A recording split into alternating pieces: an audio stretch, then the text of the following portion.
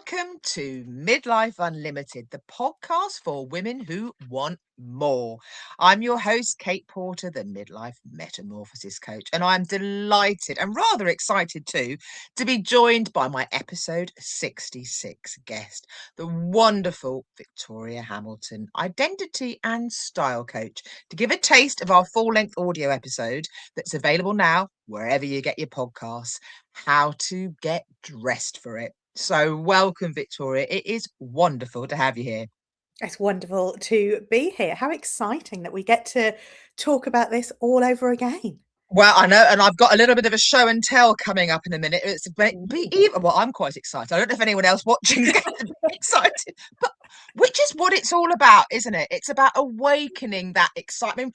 We talk about dressing up boxes. We talk about ripping up the rule book. We talk about maybe experimenting with trends, but not getting hooked on them because Very it's important. not frivolous, is it? It's not Frivolous. frivolous. It's not. And I think that sometimes is a bit of a problem when it comes to either thinking about our style or potentially thinking about working with a stylist, that we're like, oh, well, it's just clothes.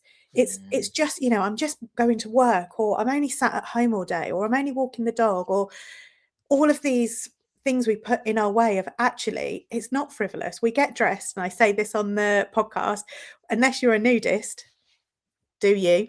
Yeah, Then absolutely. we get dressed for it every day, whether that's Pilates, whether that's boardrooms, whether it's, coming and doing speaking opportunities with yourself on your podcast and now on your YouTube channel. We get dressed every single day. And if we can't make that fun and pleasurable and joyful, then what are we doing? No, I mean, I couldn't agree more. I mean, I will give an example, right?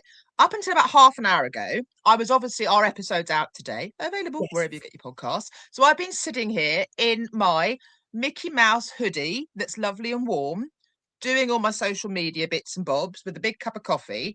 But half an hour ago, no, that came off, and I put on leopard print that I've been wearing since I was about 18, not this very jumper.